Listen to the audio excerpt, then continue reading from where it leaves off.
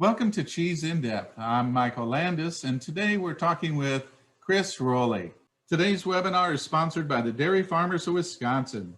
With over 1,200 licensed cheesemakers and the only state that requires a license to make cheese, they are also the only place outside of Europe with a master's cheese program. Today, I'm talking with a Wisconsin master cheesemaker, Chris Roelli. I'm really looking forward to tasting some of his cheeses, hearing the stories.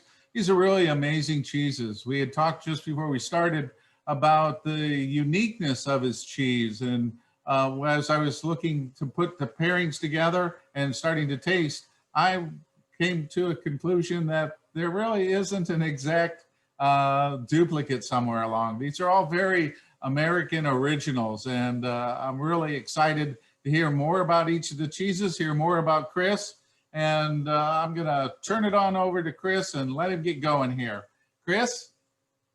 Thank you, Michael, and welcome everyone. It's a pleasure to be able to do this afternoon. So for those of you that don't know me, my name's Chris Roelli. I'm a fourth generation master cheesemaker at Roelli Cheese Company in Shellsburg, Wisconsin. Shellsburg is in the lower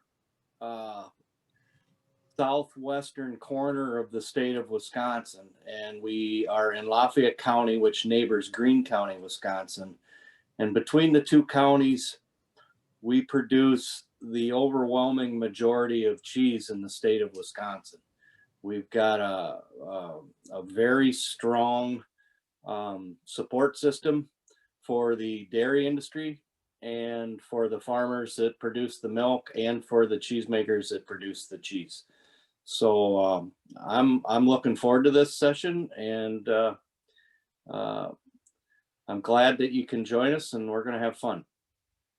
So as I said, we're four generations of Roelli family has made cheese at the Roelli Cheese Company.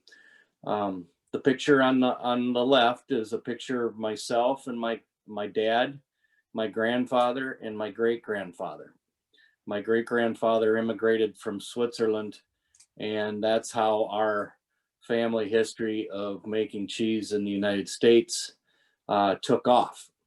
The picture on the right is a picture of my grandfather, my great-grandfather, and my great-uncle Harold. They are standing in front of the building in which I make cheese right now. That picture was taken in 1932, I believe, is when that picture was taken. So it's been around a while, and all of my great-grandfather's sons, there was four of them, and they all made cheese at different cheese factories. Where we began, the gentleman on the left is my great-grandfather at a very young age in Switzerland with his uncle Ackerman.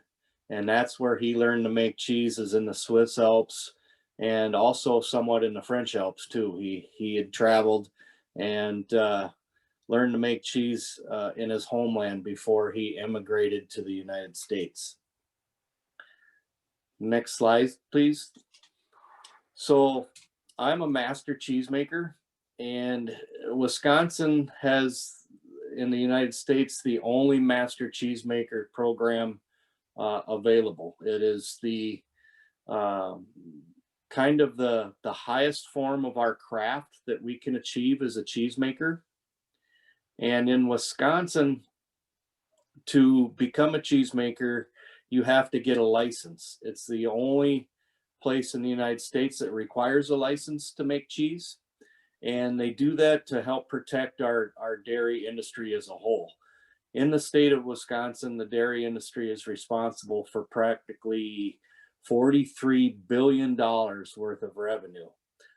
So we work hard to protect and foster the dairy industry. So to become a cheesemaker, a basic licensed cheesemaker, you have to apprentice for, I believe it's 280 hours. And you have to take some elective classes to learn the basics of sanitation, to learn the basics of milk chemistry, and to learn the basics of general cheese production to do it safely.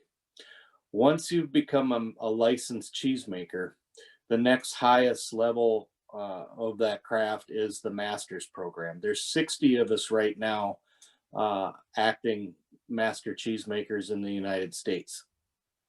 To become a master cheesemaker, you have to have made cheese for a minimum of 10 years, and you have to make the cheese that you want to master in for a minimum of 5 of those 10 years. So I'm a master 3 times. I'm a master in cheddar. I'm a master in cheddar blue. I happen to be the only master in cheddar blue. And I'm also a master in hard Alpine cheese. So those are my 3 medals. When you become a master cheesemaker, you earn that medal. And it's a process of approximately 13 years to get your first master. So once you're into the program, there's 3 more years of grading, testing, and classwork. So it took me 13 years to get my first master's certification, and then another 3 years after that to get my second 2. So you can do 2 at a time. It's very intense. It's a very worthwhile process, but it's an extremely intense process. You only have, in golf, you have a mulligan.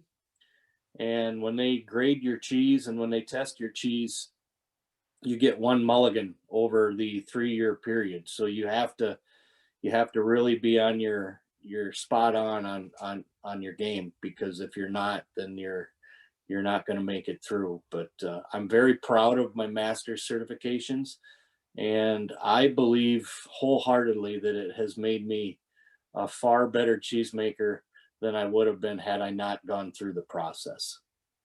So this is our creamery. This is over the years we've added on, and this is a country corner.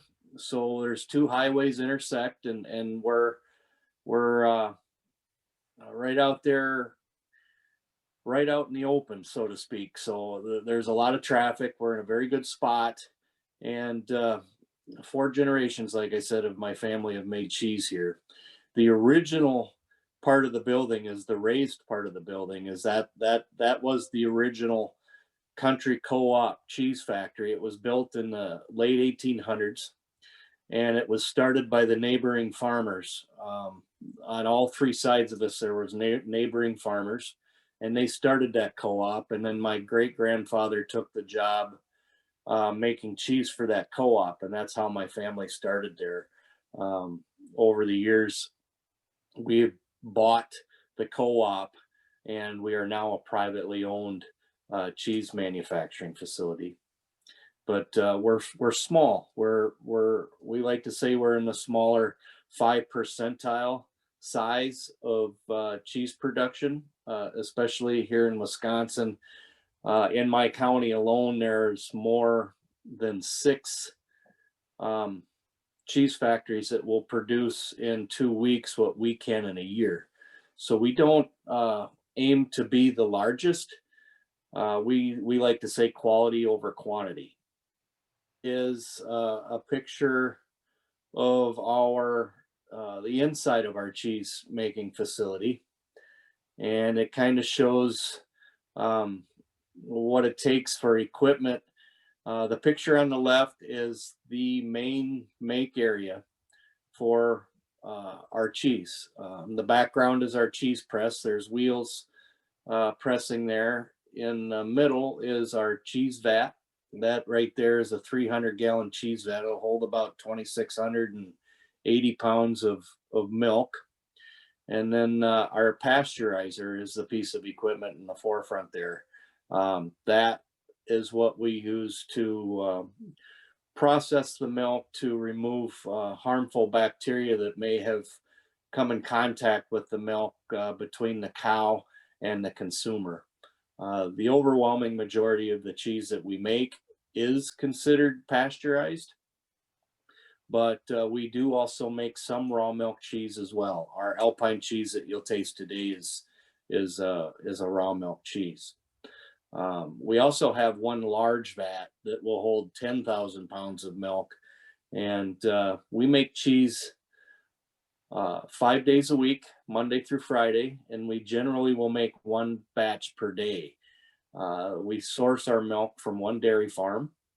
That farm family is the Peter Cernick family farm, and I go out with my milk truck and I pick up the milk on a daily basis. So I have control of that milk literally from cow to consumer, and I feel like that gives us a real advantage when it comes to making artisan cheese. If you think about cheese and what it is, it's condensed milk. It's preserved milk. It's the only way to preserve milk, so to speak. So when you make cheese out of milk, you need you're taking all of the water and some of the other substances that make up milk out of it, and you're left with solids, which is will give you a much more condensed flavor.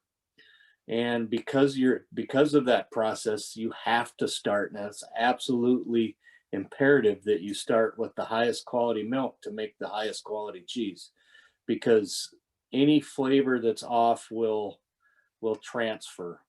So we partner very closely with the farm. Uh, the farm is primarily Holsteins, which are pictured here. These Holsteins are grazing on pasture. We prefer the grass feed that our cows will get in the summertime. Here in Wisconsin, we have 4 very distinct seasons, and we're in the midst of a real change right now. We're going from summer into autumn, and the temperatures are changing. The grass is growing slower and eventually dying off. But grass grazed milk is different than ration mixed feed milk, and so on and so on. So the diet and the comfort of the cow is extremely important to me as a cheesemaker in that search for the highest quality milk, and it all kind of transfers through into the finished product. So you have to have great milk to make great cheese. So another part of our business that really sets us apart is we affinage at least 90% of the product that we make. And the term affinage means to age cheese, to add flavor to the product. The longer cheese ages, the better the flavor is, the more intense the flavor will be. And there's a lot of aspects in affinage that affect the way the cheese will feel in your mouth, the way the cheese will taste, um, the texture of the product. And so we built those cellars in 2012 to be able to let our slow food do what it needed to do to really gain the flavor that we wanted before our products went to market. And honestly, a lot of the larger production facilities are not willing to invest that time and effort into taking their products to the next level. They're built for a specific reason. Some cheese is made specifically for shredding. Some cheese is made to be sliced. Some cheese is made to be a delicacy, and we pride our products and our name on the fact that we produce delicacy style cheeses. They're table cheeses meant to have large amounts of flavor in small portions. So when we make the cheese in the creamery, we'll spend approximately 6 hours making a specific type of cheese. Depending on what it is, it can be shorter and it can also be longer. But we'll work with that cheese for about 6 hours in the creamery. And that is the point where a lot of the commodity style cheese producers will end. They'll package it and take it to market from there. What we do is we take it to the cellars and we age our products on wood boards. And that's the picture that just come up here is a picture of our House Select Cheddar, and that's aging on wire racks in our original curing cellar. The background behind me is a picture of our Dunbarton aging on wooden boards, and that is what initiates the natural bloomy rind that's on our Dunbarton cheese. So the rooms that this cheese ages in are humidity controlled and temperature controlled to mimic the early versions of affinage in Europe, which were done in caves and cellars. So our rooms are artificially equipped to mimic that environment. And that is a warmer environment, approximately 50 degrees Fahrenheit, and a high humidity environment. And that is a very good environment to dry down cheese slowly and initiate natural rinds on the cheese, which imparts flavor. The mold that grows on the outside of the cheese, what you're seeing on the outside of the cheese, actually will invisibly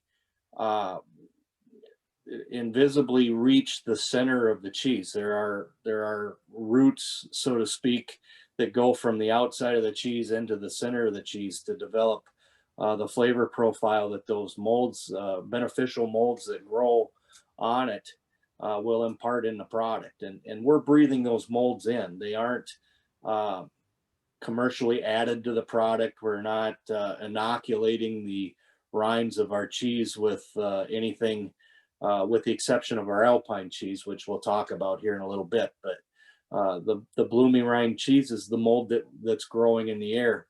And the reason that's a good thing is because those molds over time have evolved as hardy and safe molds. They're in our environment, and we breathe them daily in the air that we breathe. And they're invisible to the eye until they're in concentrated forms like they are on the cheese. So those hardy beneficial molds are really, sometimes I say jokingly that we charge more for the mold than we do for the cheese, and that's a labor of love. It's a high, so to speak, a high maintenance part of what we do. There's a lot of labor that goes into aging cheese this way, but we feel it truly is the best way to get the every last ounce of flavor out of the product that we can. And we'll move on to the next one. Chris, we're actually at the point of the next one takes us to cheese. Awesome. So we're ready to try some cheese. Well, unless there's anything else you'd like to talk about before we get into cheese. Well, maybe we'll go back to the master's program a little bit, and I can share my experiences in going through that program and what it has meant to us. The big thing about that program is it's a network.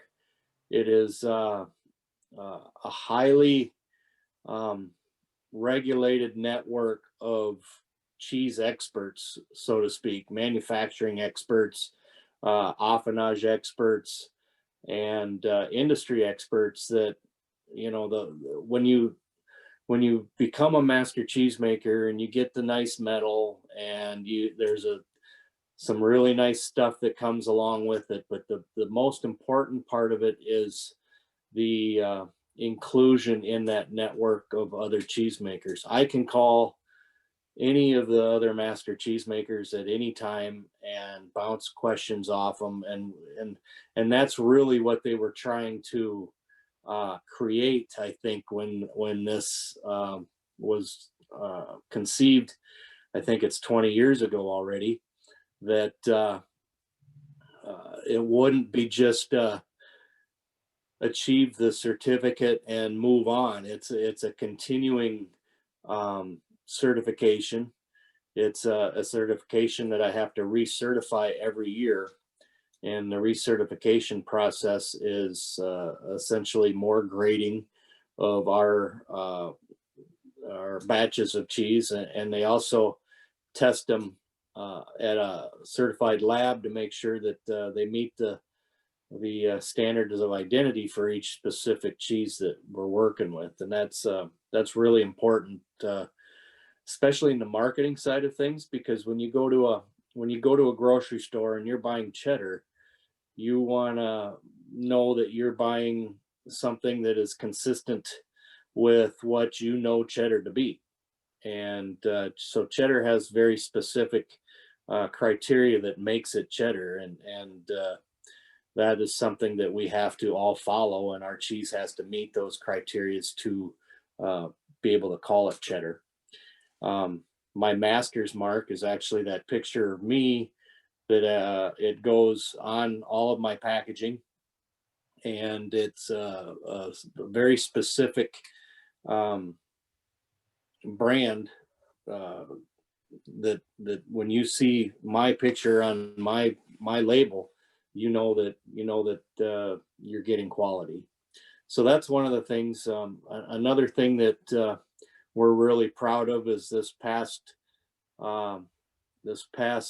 winter, I was inducted into the Guild, the International de Fromageur, and that is a worldwide organization of cheese professionals that certifies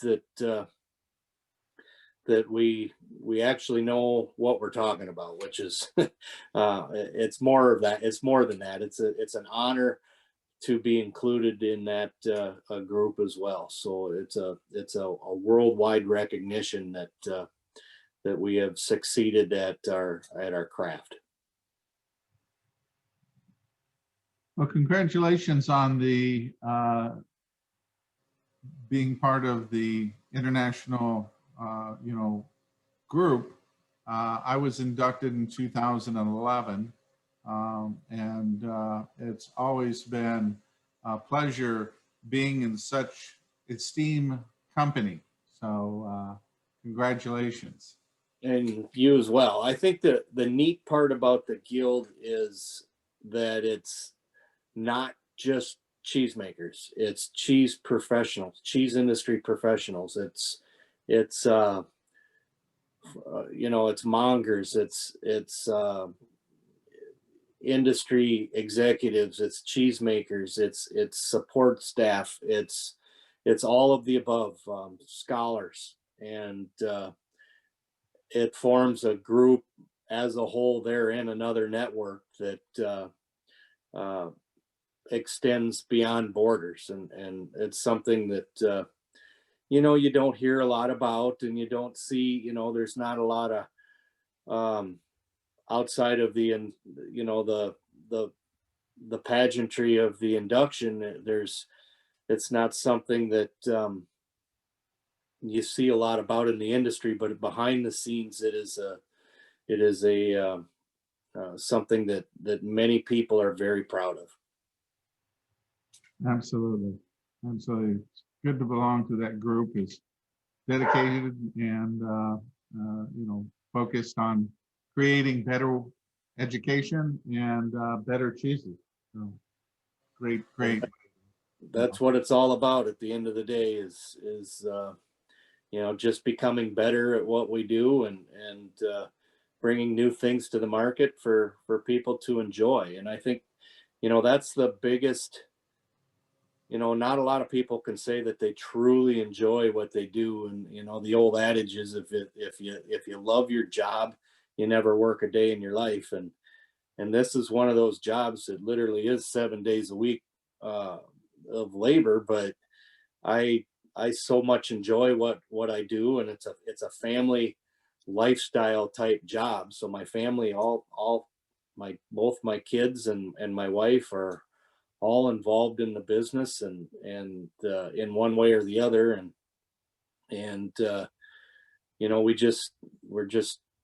we just keep on plugging away every day. There's something to do, but we get to do it together, and you know, the artistic side of what we get to do is something that that is often sort of overlooked. But you know, we get to create, we get to try different things, and at the end of the day, if you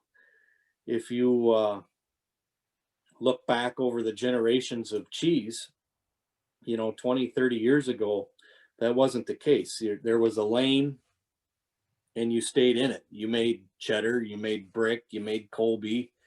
You know, my generation's been, I feel like the reins have been let go and we're able to experiment. We're able to, you know, Dunbarton Blue, Red Rock would never have happened 20 or 30 years ago because people just wouldn't have done that. It's just, it was something that I'm not going to say it would have been considered taboo, but it would have been somebody's mistake that would have brought it forward rather than actually thinking about it, researching it, and then just doing it. It was, you know, I had that ability to do, and I also had you know, I have a toolbox of cultures to work with that my dad and my grandfather and my great grandfather didn't. There's been a lot of technology and advancement in that in part of the industry as well that have allowed us to bring flavors together in different types of cheese and still be able to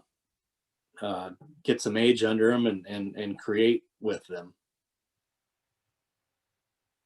That's really amazing that you have your family working with you, and that you're able to really do all those things, you know, the family support. That means a lot. Yeah, it does. And it's, you know, as a lifestyle job, um, I wouldn't be able to do that without their support. I mean, there's, you know, it's just, you have to have everybody on board to be able to do something like this. It's a lot like dairy farming. There's, you know, there's always something to be done.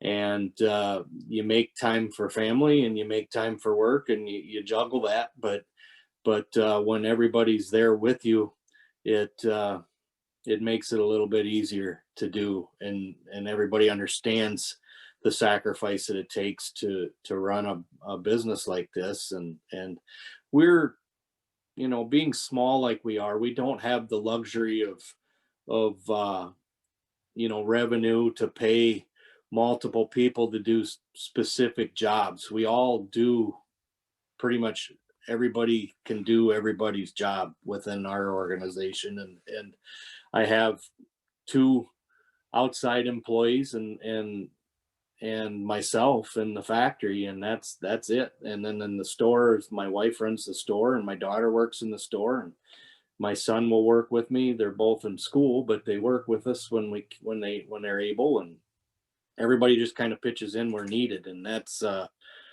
that's a different way of running a business, but it's also a very rewarding way of running a business.